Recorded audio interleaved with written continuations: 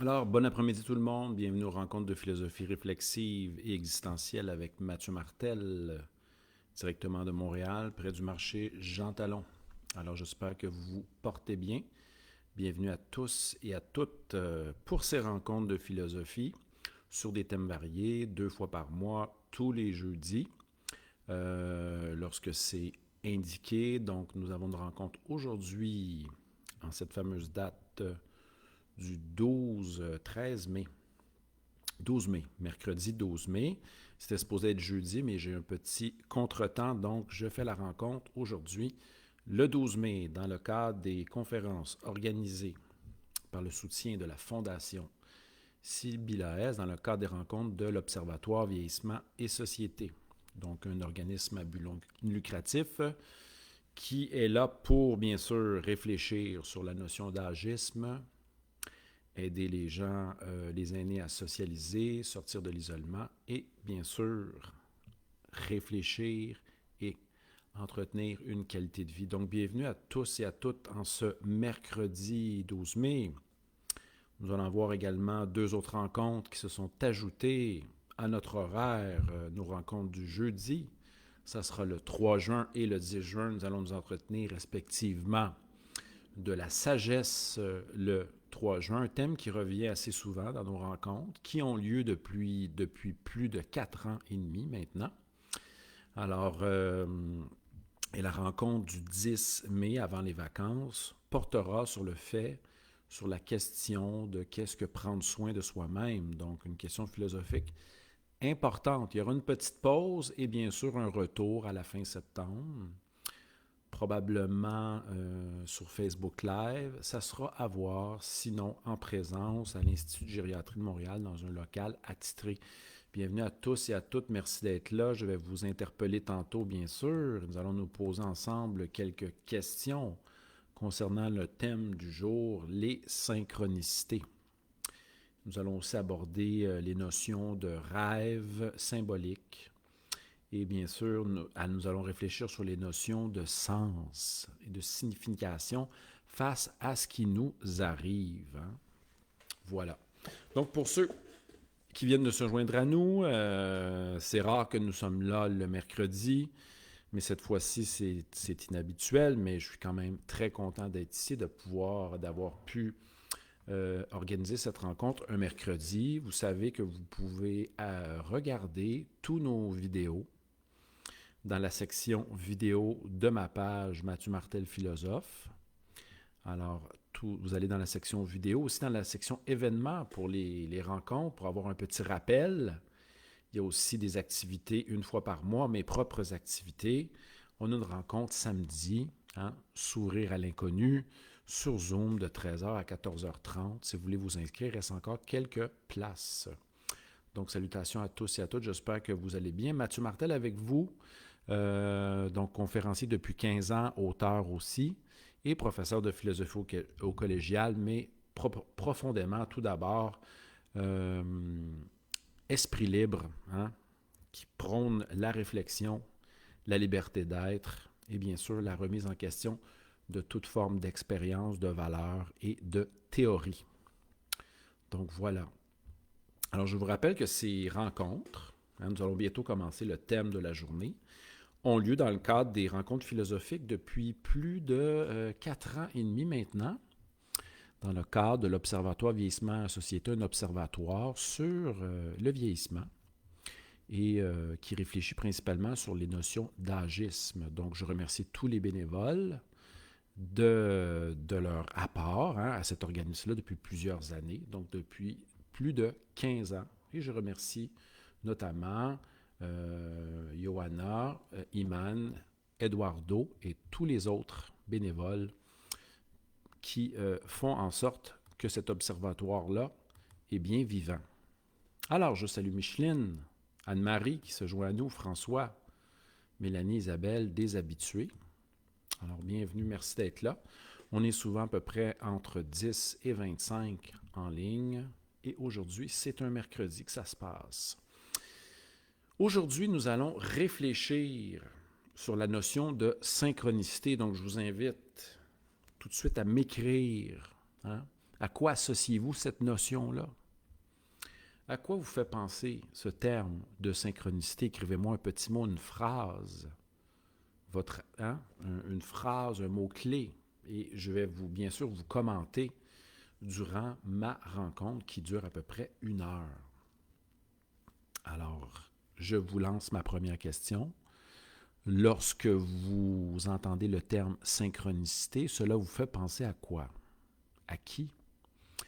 Et à quoi associez-vous le terme synchronicité? Qu'est-ce que cela signifie ou symbolise pour vous à première vue? Donc, je vous laisse répondre et je vais commencer mon laïus pour cette belle rencontre du mercredi après-midi. Je me suis servi un bon thé japonais, un thé Gyokuro. Ce sont des thés qui vont, sécher, mais à l'ombre ici. Voilà. Donc, un petit rappel, avant que je commence dans le vif du sujet, là, je me laisse, disons, inspirer pour cette rencontre. J'ai quelques petits mots-clés en guise de plan, mais nous allons faire ça de manière spontanée, inspirante, intuitive, et je vais vous poser, bien sûr, des questions. Alors, nos rencontres philosophiques se font toujours les jeudis. Je vous rappelle qu'on aura 2 dernières rencontres, et une rencontre Zoom dans mes rencontres personnelles, le 15.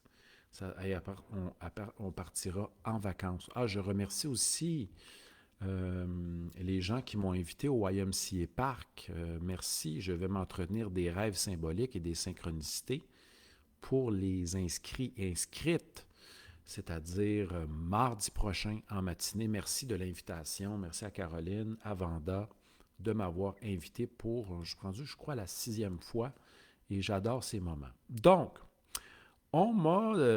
lorsqu'on parle de synchronicité, Isabelle nous dit que ça lui fait penser à coïncidence, coïncidence. Elle nous dit aussi qu'elle pense à Gustav Jung. Micheline parle de hasard. On se souviendra de la fameuse phrase de Paul Éluard, ici. Paul Éluard qui déclare, je ne me rappelle plus dans quel ouvrage, mais c'est une proposition qui est devenue célèbre. Il n'y a pas de hasard. Il n'y a que des rendez-vous.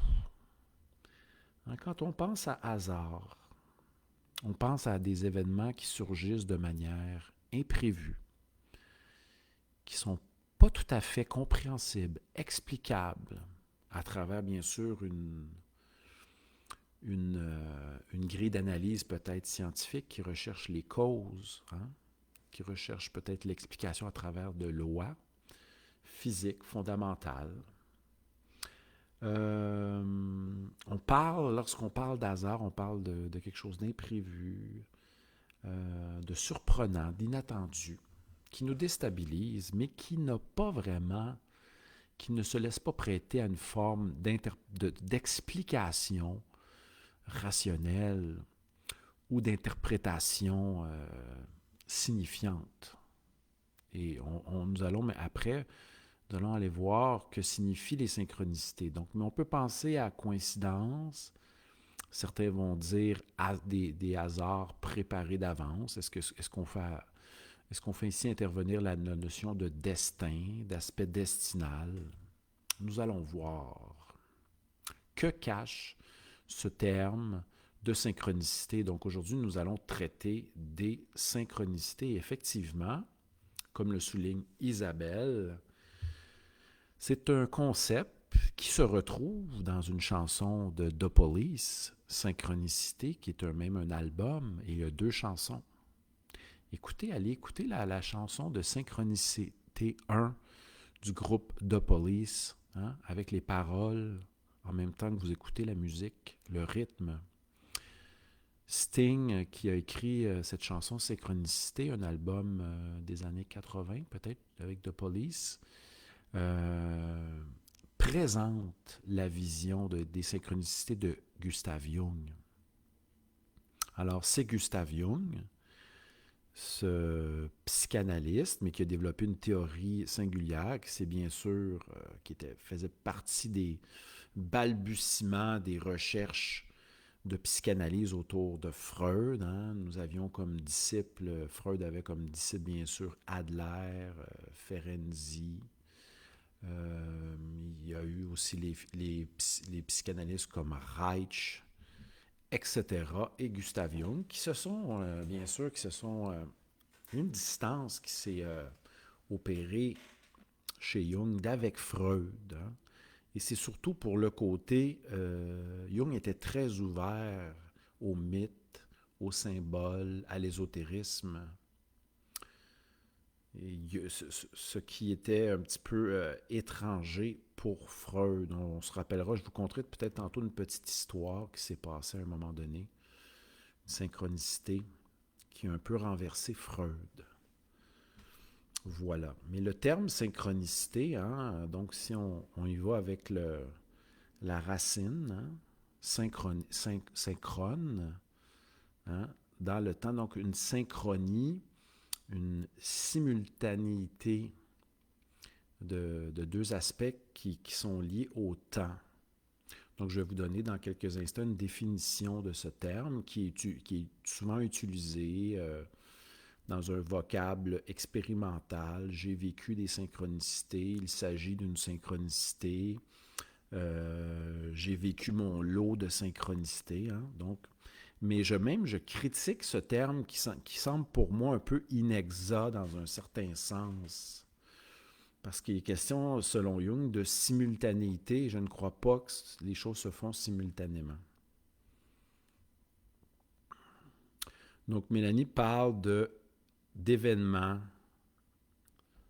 reliés entre eux qui nous étonnent et qui nous poussent à réfléchir sur notre vie. Il y a du vrai là-dedans. On va aller voir ça dans quelques instants. Voilà. Merci Mélanie pour ton commentaire. Mais avant d'aborder le sens de synchronicité, je vais débuter ma réflexion en parlant de comment nous pouvons voir la vie. Qu'est-ce qui implique finalement? Qu'est-ce qui se cache derrière les synchronicités? C'est bien sûr la quête de sens. Vous allez pouvoir faire un lien tantôt à ce sujet. Voilà, donc c'est comment nous voyons la vie. Donc, on va voir dans quelques instants avec la définition de la synchronicité, retenez cet élément-là, le désir de donner un sens à ce qui nous arrive. Et non pas de voir les choses simplement sous la perspective du hasard ou de l'explication causale des phénomènes. Si on pense à Spinoza, la théorie spinozisme est bien sûr fondée sur une forme de déterminisme où tout s'explique à travers la compréhension des causes. Et on se souviendra que dans le système de Spinoza, que Dieu, c'est-à-dire la nature, et représente la nature naturelle, c'est-à-dire la cause qui existe par la seule nécessité. Et tout ce qui s'ensuit est en lien avec cette causa sui, cette cause principale qu'est l'être. Alors, revenons à notre propos. Donc, nous pouvons voir la vie sous plusieurs angles. L'angle de l'explication scientifique, la recherche de causes. Nous pouvons voir la vie d'une manière aussi absurde que la vie n'a pas vraiment de sens, qu'il ne sert à rien de donner un sens à ce qui nous arrive, de manière tragique, à la Rosset, que tenter de comprendre ce qui nous arrive est chose vaine, le réel est incompréhensible, ça rejoint un petit peu la thèse aussi de Schopenhauer, insaisissable parce que le réel est singulier. On ne peut pas le saisir, le comprendre, tenter de l'expliquer d'une quelconque manière. Et il y a les voix qui rejoignent bien sûr, qui sous-tendent la théorie de la synchronicité, qui disent que l'être humain cherche à comprendre. Oui, il pourrait chercher à comprendre d'une manière scientifique le monde, mais peut aussi chercher à comprendre d'une manière existentielle, en étant un donneur de sens par rapport à ce qui lui arrive, par rapport à ce qu'il expérimente dans sa vie.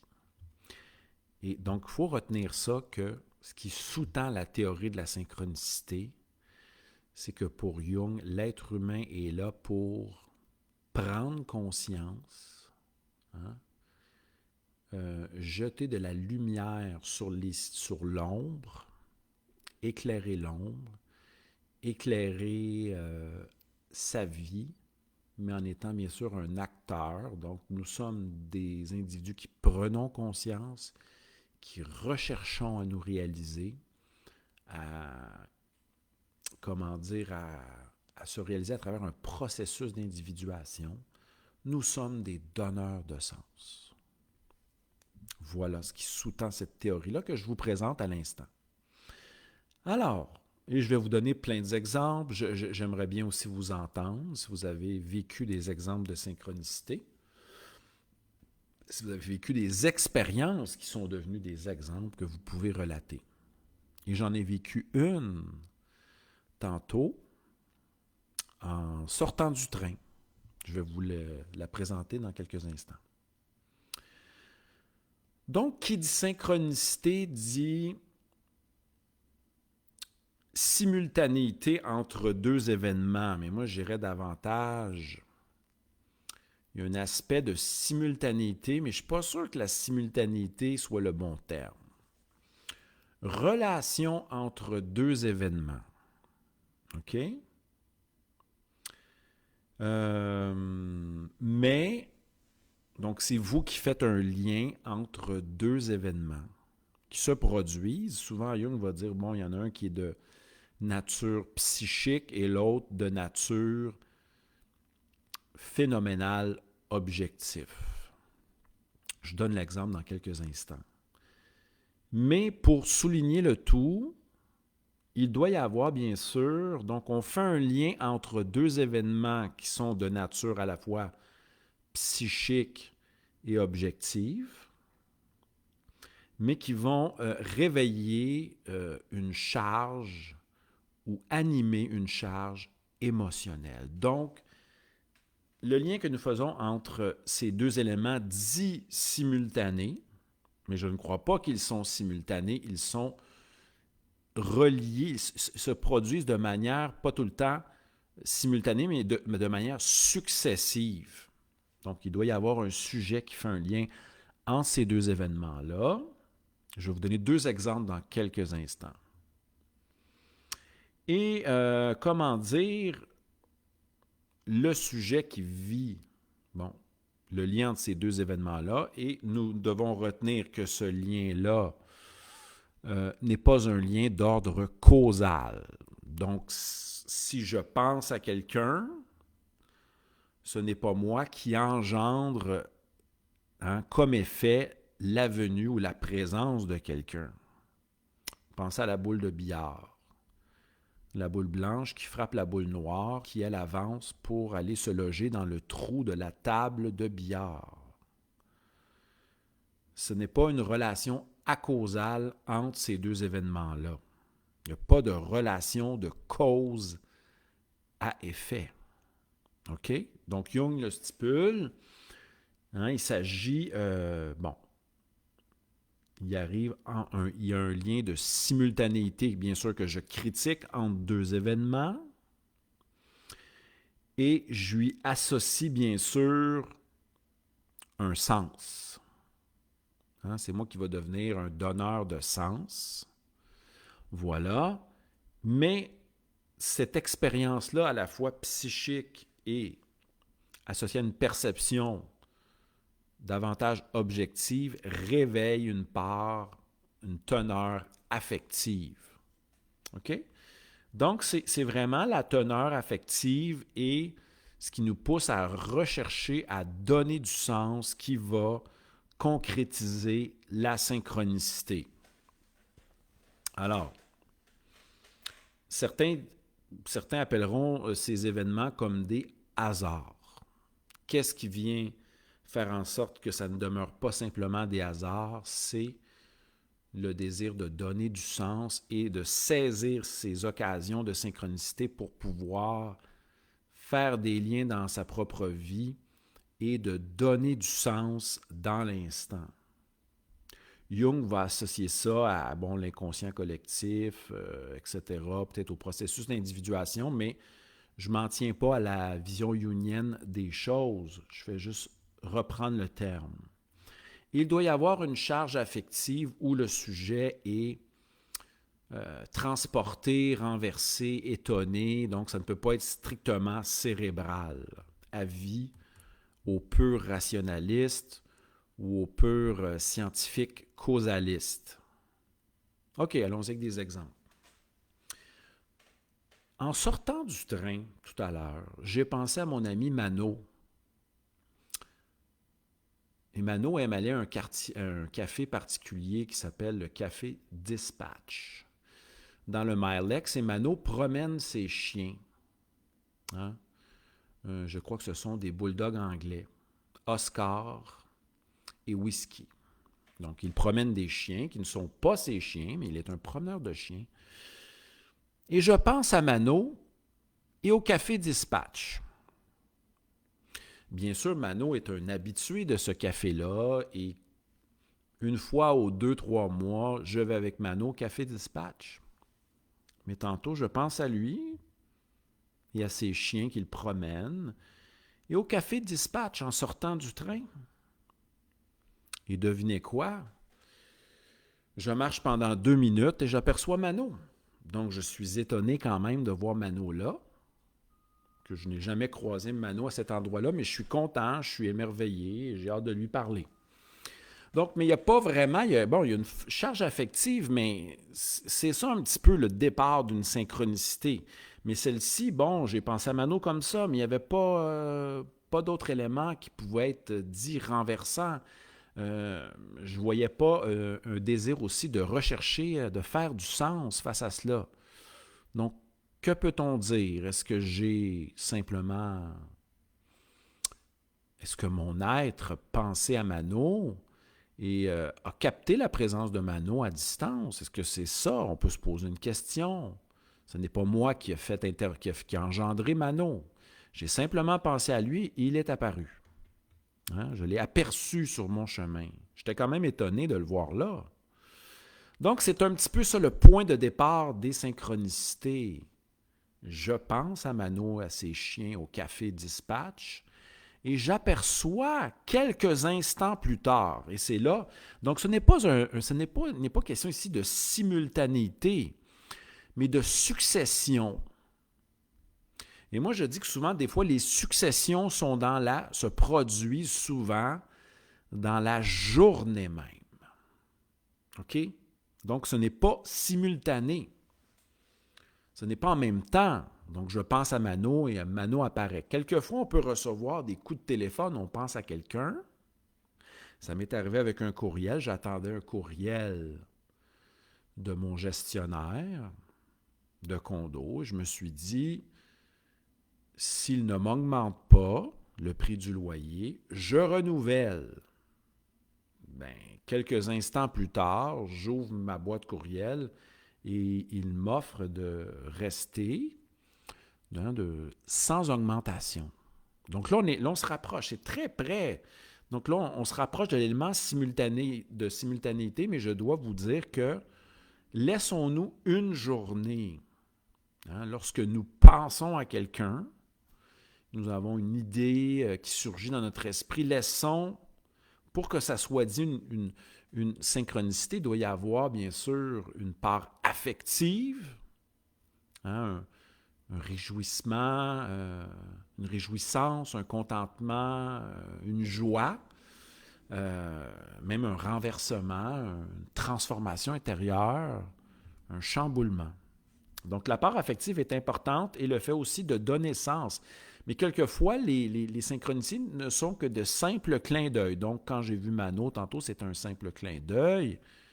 Le fait que mon loyer ne soit pas augmenté, que je dis je vais décider de rester à cet endroit-là si mon loyer n'est pas augmenté, hein, c'est un petit clin d'œil. Ce n'est pas très renversant comme, mais ce sont des petits clins d'œil. Je vois ça comme des petites épices de la vie, des petits clins d'œil. Doit-on chercher plus loin face à cela? Je ne crois pas, hein, qu'il faille invoquer les extraterrestres, les anges, l'aide de Dieu ou quoi que ce soit. Pas nécessaire. Donc ici, j'applique le principe du rasoir d'Occam, hein, ne pas le principe du rasoir d'Occam de ne pas faire intervenir des explications ultra complexes sans tenir à la simplicité. Donc, j'ai quelques commentaires ici.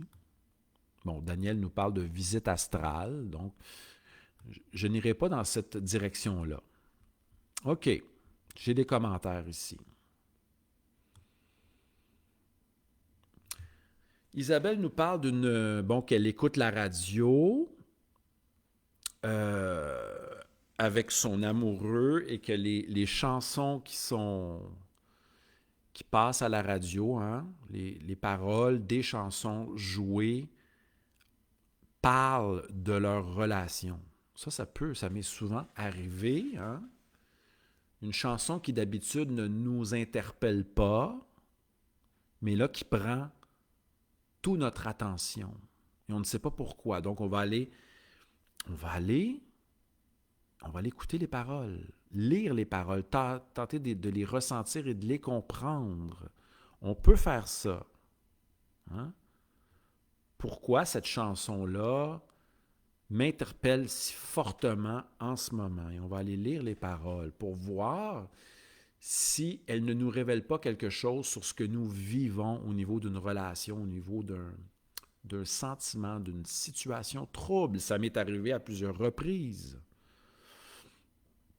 Et vous allez être étonné souvent de dire pourquoi je n'aime pas ce musicien-là, cet artiste-là en particulier, mais là, cette chanson-là vient me chercher profondément. Et là, il y a l'interpellation de la chanson et la charge émotive. Vous pouvez même verser des larmes, etc.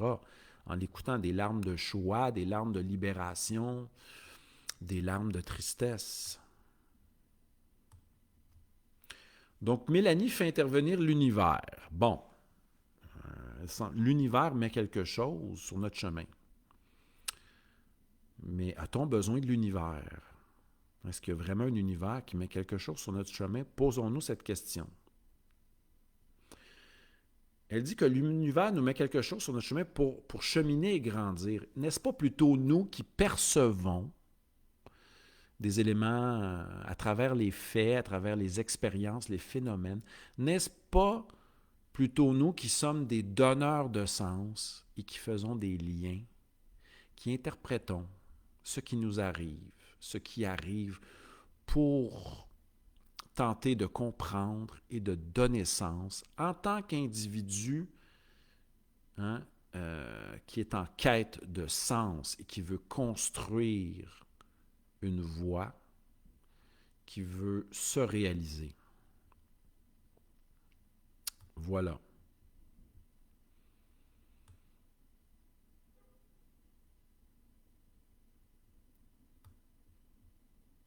OK, parfait. Je reviens à mon sujet. Il m'est arrivé une fois, je vous en compte une assez étonnante. Hein? Donc, je vais prendre une gorgée avant de vous la conter. Il y a plusieurs années, lorsque la passe d'autobus coûtait 60 $. Donc, ça peut faire assez longtemps. Donc, j'attendais ma paye le jeudi, nous étions lundi. J'étais près du métro Laurier, je me rappelle. Je l'ai souvent comptée, celle-ci. Mais elle est quand même renversante. Je me suis dit, si je retire 80 $ dans mon compte, je pourrai payer ma passe d'autobus qui coûtait à l'époque 60. Il me restera 20 jusqu'à jeudi. Mais je déclare que si j'avais un 100 jusqu'à jeudi, ça serait une situation idéale. OK? Donc, un 100 Je m'en vais au guichet du métro Laurier-Nord. Je retire le 80, car je sais qu'il ne me reste que 80 dans mon compte. Mais avant, je m'étais dit, un 100 ferait quand même plus l'affaire que simplement un 20 d'argent de poche, et avec un autre 60 qui paiera ma passe de boss. Je retire. 3 billets de 20 sortent et un billet de 100 surgit du lot. Là, je suis étonné. J'imprime mon reçu. Je vérifie à l'écran si j'ai bien mis moins 80. Un retrait de 80, c'était bien, mais un retrait de 80. Et il y a un 100 qui surgit. J'étais en joie, bien sûr, étonné, renversé. Moi qui venais, une minute auparavant, je venais d'évoquer. Est-ce que c'est invoquer? Non, c'est une forme d'évocation, invocation, que non, j'avais dit qu'un 100 ferait l'affaire. Et c'est ce qui est sorti. Donc, un billet de 100. Ce n'est pas 100 qui est sorti finalement. Je retirais 80 et je partais finalement avec 160. Troublant comme situation. Étonnant. C'est quand même une synchronicité, quelque chose quand même d'inexplicable de manière scientifique. Certains diront que c'est un hasard.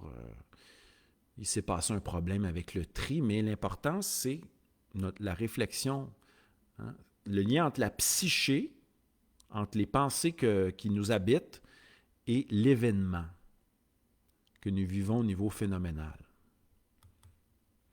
Moi, je le vois comme quelque chose d'interpellant. Bon, Isabelle me dit que mes anges m'accompagnent. Non, il n'y a pas d'ange là-dedans. et non, on n'est pas là pour demander, faire des invocations à l'univers. J'avais pas demandé quelque chose d'extraordinaire. Donc, il ne s'agit pas de faire des demandes à l'univers et que l'univers vous réponde. Il ne s'agit pas de ça. Il s'agit d'être attentif à vos pensées, à ce qui vous habite, à vos désirs profonds. Vous voyez, donc, là, on est dans le cadre de la synchronicité. Il y a un lien entre deux événements, psychiques et phénoménologiques, perçus, charge émotive en jeu, et on n'est pas dans la succession rapide. Ça se fait souvent. On n'a pas besoin d'attendre longtemps. Donc, il y a plein d'exemples face à cela. Et cela amène une couleur à la vie. Cela amène un peu, on voit la vie avec un petit peu plus, ça amène des épices à notre expérience. Voilà. Et certains auront, on peut, comme disait Einstein, on peut voir la vie de deux manières. Bon, lui parle de miraculeux. Bon, je ne veux pas employer le terme miraculeux. Je dirais plutôt, on peut voir la vie, on peut s'amuser à être des donneurs de sens, constater ces synchronicités-là, se réjouir dans l'instant et de se rendre compte qu'il y a une magie. Non pas que la vie est miraculeuse, mais qu'une part de magie à l'expérience. Donc, c'est bien sûr, certains vont dire, certains ont des visions strictement scientifico-matérialistes, d'autres qui prônent l'absurde, qui ne voient non pas un enchaînement de causes et d'effets expliqué par des lois physico-chimiques, physiques, D'autres vont voir la vie de manière absurde. Il n'y a pas de sens, il n'y a pas de sens à la vie, absolument rien. Tout n'a aucun sens, la vie est absurde. D'autres se diront tragiques, diront que là, la vie est incompréhensible, elle est tellement singulière qu'on ne peut pas la comprendre, etc. Mais d'autres iront dans la voie d'être des donneurs de sens. Non pas extrapoler jusqu'à en invoquer les anges, Dieu, comment dire, les forces cosmiques, que l'univers nous répond, mais d'y aller de suivre, hein, de suivre un parcours, de suivre les liens de sens. Bon, Isabelle veut que je vous parle de ce qui a renversé Freud. Et là, je rapporte une histoire qui m'a été racontée. On sait que Jung s'intéressait à la parapsychologie. À un moment donné, Jung aurait été dans une chambre, je ne sais pas si c'était chez Freud ou chez Jung, et les meubles se sont mis à craquer à intervalles.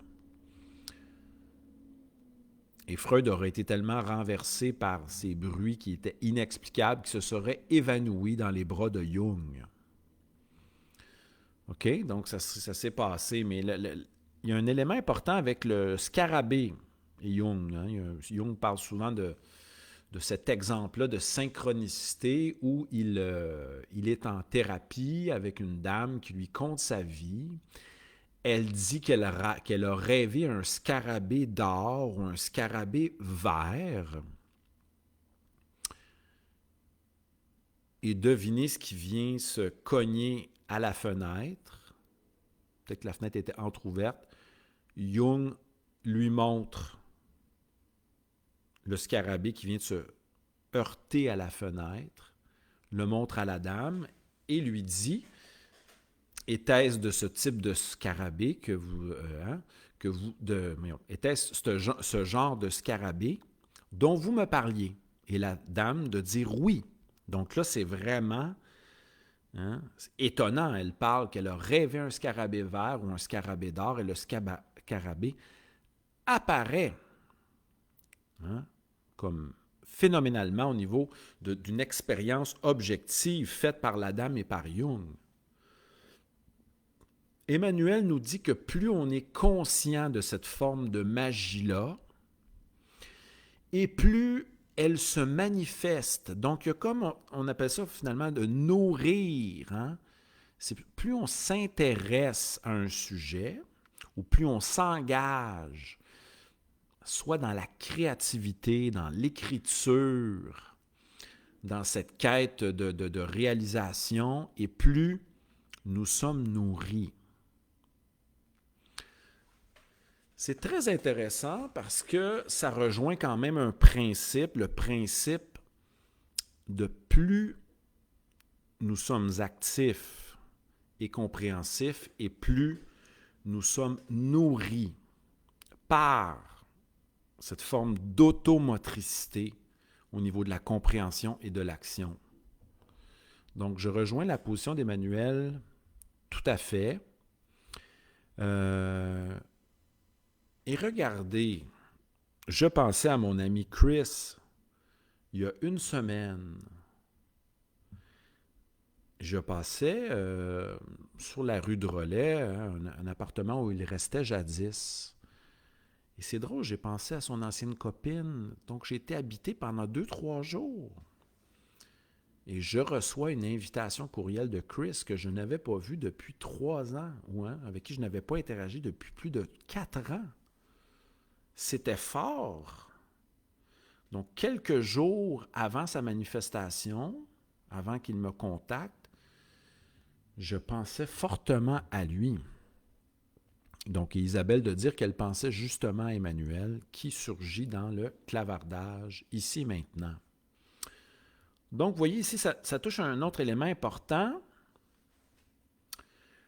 L'importance, c'est-à-dire le fait de s'interroger sur nos rêves, sur nos pensées, de les clarifier, d'y être attentif. Parce qu'on peut aussi rêver à quelqu'un et le croiser le lendemain matin.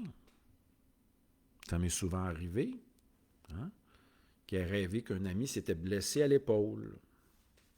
Et le lendemain, je le croise en train de se tenir l'épaule. Donc, je lui dis, j'ai rêvé à toi. Dans mon rêve, tu t'es blessé en faisant certains types de pompes. Est-ce que ça a du sens? Il me répond, oui. J'ai essayé un nouveau type de push-up et je me suis blessé. C'est assez troublant. Certains vont parler de rêves prémonitoires. Tu n'as pas besoin de nommer ces choses-là. C'est d'y voir que peut-être nous sommes en contact à travers nos rêves, à travers nos perceptions diurnes, nocturnes, nos sentiments. Hein, nous devons peut-être faire éclairer nos pensées, nos rêves, nos sentiments, ce qui nous habite. Et là, c'est là qu'on trace un rapport avec ce qui surgit au niveau des perceptions dites objectives, phénoménales. Donc, on voit qu'il n'y a pas, des fois, qu'il y a des liens entre la pensée et ce qui apparaît. OK? Donc, il n'y a pas de séparation. Des fois, nous sommes interreliés. Dans la chanson, vous écouterez Synchronicité de Sting, qui parle du lien de l'âme. Nous sommes liés par l'âme du monde. C'est la position jungienne, une certaine position jungienne. On est lié par un inconscient collectif, etc. Ce n'est pas ma position. Donc, on peut aussi évoquer la notion du divin kairos dans la perspective des synchronicités, quand on sent profondément que c'est le temps d'agir. Hein? On appelle ça les portes. Le divin kairos est personnifié par un jeune dieu aux souliers ailés avec les cheveux dans le vent, hein, qui est presque en train de courir et de voler en même temps.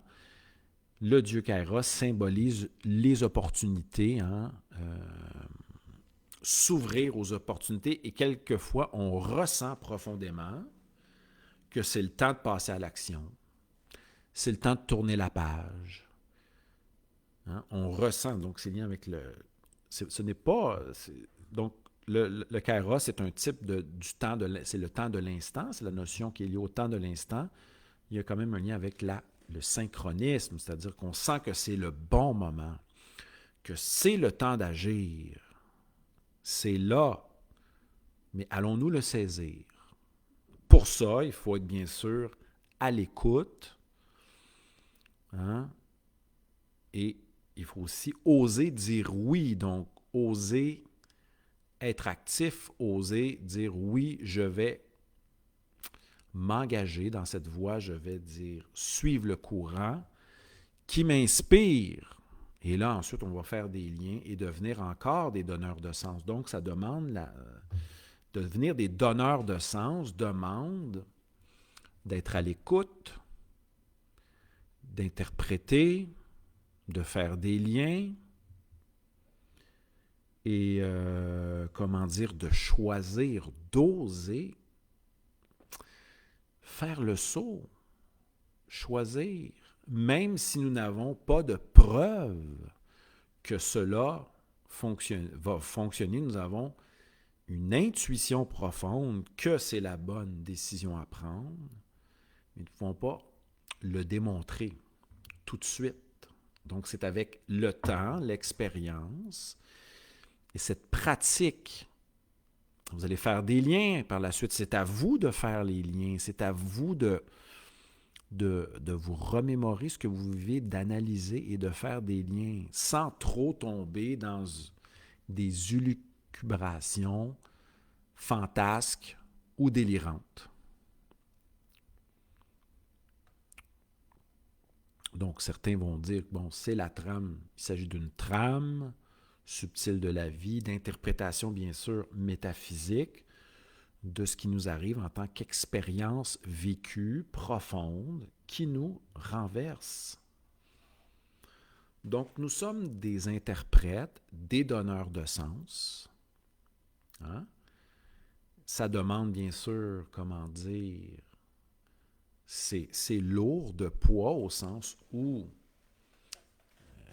nous devons assumer les liens que nous faisons, cette quête qui est tout à fait, ce chemin qui s'ouvre, hein, que l'on crée à force de faire des liens, de choisir, de penser. Et ça éloigne aussi la vie, une vie soumise aux dogmes, certains dogmes religieux, le fait de se soumettre aveuglément à la peur, à l'espoir.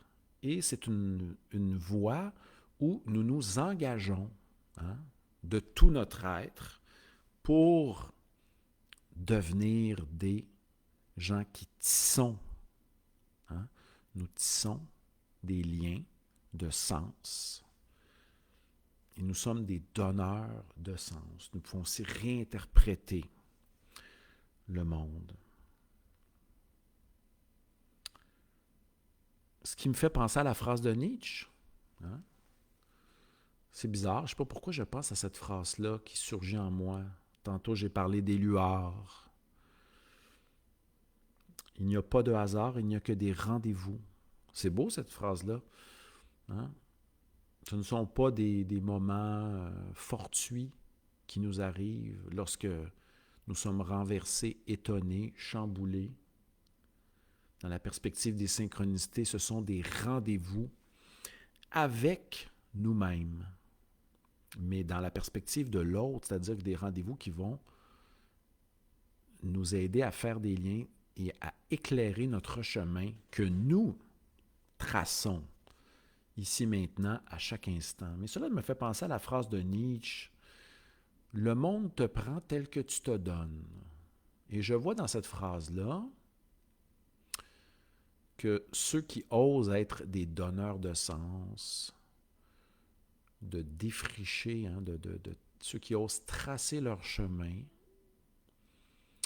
pourront aussi être des inspirateurs et inspiratrices pour autrui. Donc, ça demande, bien sûr, c'est une voie de l'audace, mais qui peut aussi inspirer les autres. Et c'est une voie aussi d'aventure, de découverte, et toujours surprenante pour celui et celle qui est à l'affût, à l'écoute de ce qui l'habite. Comme nous dit Emmanuel, oui, un des sens, des missions de l'être humain, d'être des donneurs de sens.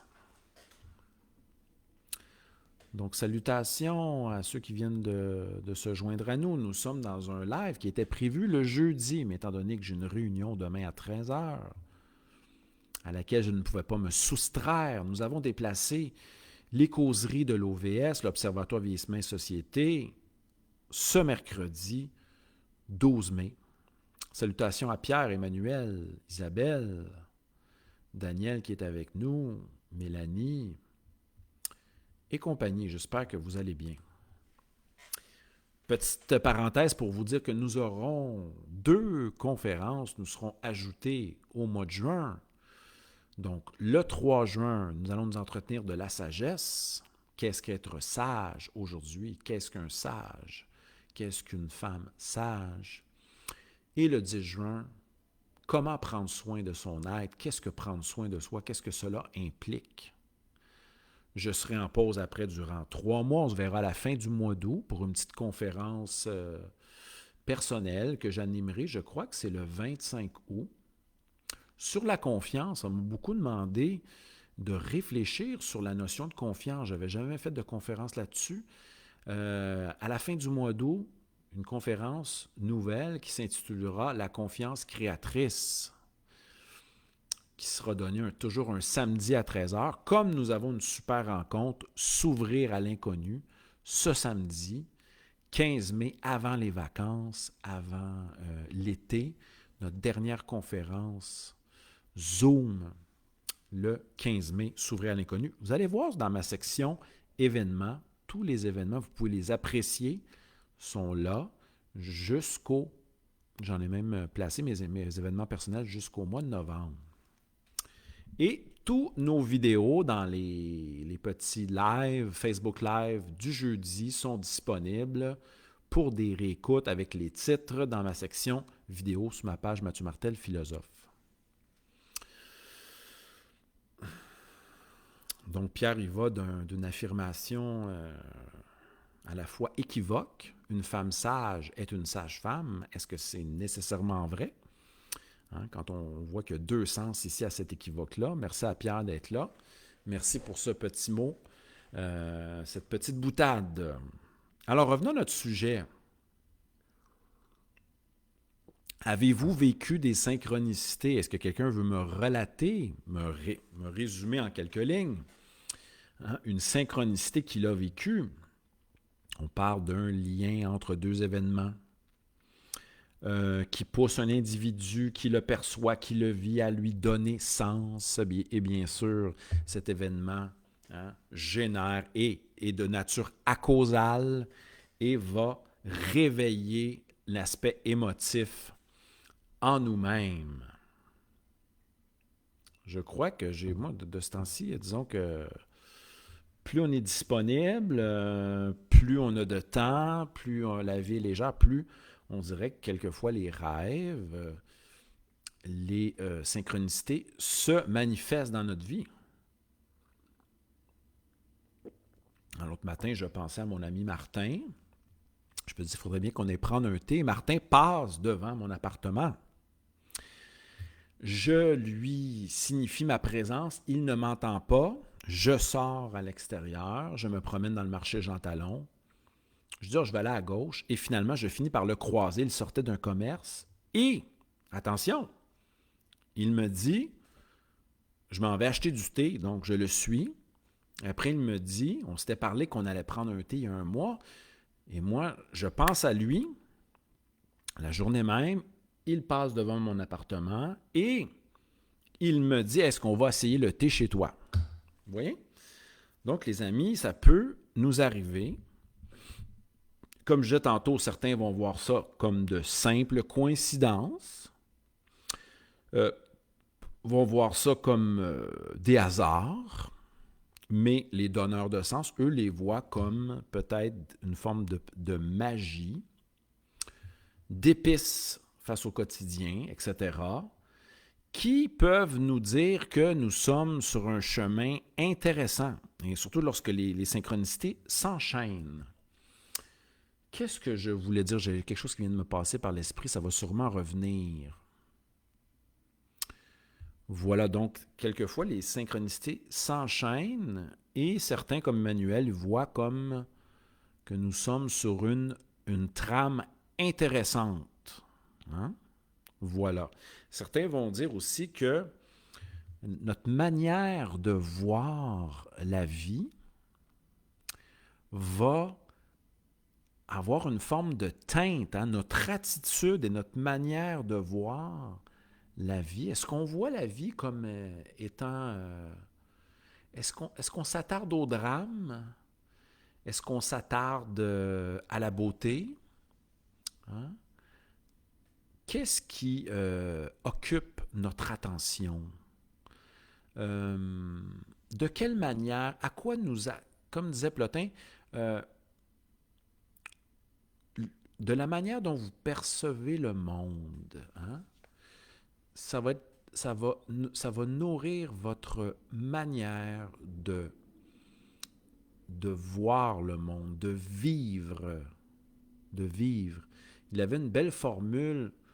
Oui, c'est ça, sa formule, c'était ce que tu contemples, hein, tu vas vivre, hein, à l'image de ce que tu contemples. Donc, Emmanuel a une petite histoire à nous conter que je vais relater. Ses parents étaient à visite à Montréal. Et elle déclare ici, il suffit de sortir dans la rue pour croiser quelqu'un qu'on connaît. On sort du restaurant et 2 coins de rue plus tard, on croise l'une des 3 personnes que ses parents connaissaient à Montréal, donc son ancien copain. Donc, vous voyez, des fois, on se fait surprendre, hein, nos mots précèdent l'expérience qui va s'en suivre. Voilà. Je n'ai pas retrouvé mon idée de ce que je voulais vous parler. Voilà. Donc aujourd'hui, on traite des synchronicités dans ces petites rencontres de philosophie réflexive qui ont lieu d'habitude le jeudi après-midi 2 fois par mois dans le cadre de l'Observatoire Vieillissement, un organisme sans but lucratif appuyé par la Fondation Sibylla S. Avec ses nombreux bénévoles, la Fondation permet aux aînés de socialiser, de sortir de l'isolement, d'interagir, de se cultiver, de réfléchir, etc. Et bien sûr, de remettre en question toute forme d'agisme et d'auto-agisme et bien sûr, d'améliorer sa qualité de vie. Merci à tous et à toutes d'être présents à cette petite rencontre live. Nous allons avoir une autre rencontre, comme je disais tantôt, le 3 juin et le 10 juin. Une rencontre aussi Zoom en fin de semaine, si vous voulez interagir de manière plus probante, une petite rencontre Zoom à 13h. Allez voir sur ma page Mathieu Martel, philosophe Facebook. Et là, j'essaie de retrouver mon idée. Donc, l'importance des synchronicités dans notre vie. À quoi servent les synchronicités? D'abord, peut-être à reconnaître une part à s'étonner de la magie de l'existence. Et on se rappellera la fameuse phrase de Wittgenstein. Ce n'est pas... Qu'est-ce qui est mystique? Qu'est-ce qui est mystique pour Wittgenstein? C'est en fin de compte qu'il y ait de l'être. Voilà ce qui est étonnant, voilà ce qui est mystique. Il détourne un petit peu la question, qu'est-ce qui fait qu'une chose, qu'est-ce qui fait qu'il y a de l'être plutôt que rien? Est-ce que c'est la question la plus fondamentale pour Wittgenstein? Non, c'est plutôt celle de s'étonner de ce qui est. Voilà ce qui est, qui réfère à la mystique. Bizarre pour quelqu'un qui était capable de reconnaître, qui était beaucoup axé sur la logique, les faits, une vision bien sûr, néo-positiviste des choses, mais qui avait quand même un côté mystique dans son premier, peut-être même dans le deuxième Wittgenstein, mais ce qui est intéressant avec Wittgenstein, c'est qu'il était ouvert aux expériences morales, éthiques. C'est que ce sont des expériences de l'esprit, des vécus dans l'esprit qui existent, des expériences esthétiques, religieuses, mystiques, éthiques, spirituelles, tout cela existe. Mais bien sûr, il tenait à limiter le sens à ce qui était empiriquement vérifiable et ce qui était d'ordre logique. Voilà. Mais il déclarait quand même que le monde de l'individu heureux diffère du monde de l'individu malheureux. Donc, notre regard colore le réel, nos expériences. Et ça nous ramène à la fameuse phrase d'Einstein. Comment décidez-vous de voir la vie? Einstein nous dira, lui, qu'il décide de voir la vie de manière miraculeuse, mais nous pourrions aussi nous dire que nous décidons de le voir, la vie, de manière à lui donner du sens, à être des donneurs de sens et à s'étonner de ces aspects qu'on pourrait dire magiques, renversants et transfigurants. Alors sur ça, les amis, je vous remercie d'avoir été là à cette petite rencontre sur les synchronicités. J'en ai fait une interprétation, bien sûr. J'ai repris le concept de Jung. Je vous invite à aller écouter la chanson Synchronicité du groupe The Police et aller lire les paroles. Au plaisir de vous revoir très bientôt, la semaine prochaine, dans 2 semaines, le 3 juin, ou le 10 juin, jeudi à 13h sur Facebook Live. Merci d'avoir été là. Et ceux qui veulent participer à la rencontre de samedi, il reste encore des places. Allez voir. 15 mai, 13h, s'ouvrir à l'inconnu. Nous allons poursuivre notre réflexion. Merci à tous et à toutes d'avoir été là. Bonne journée. Prenez soin de vous. Et à la prochaine et bienheureuse synchronicité au pluriel, en espérant que cela puisse vous inspirer, vous nourrir et vous donner, vous inviter à être autonome donneurs de sens, expérimentateurs et expérimentatrices dans votre quête d'individuation, de compréhension et dans votre quête de donner du sens. Merci à tous et à toutes. Prenez soin de vous. À la prochaine.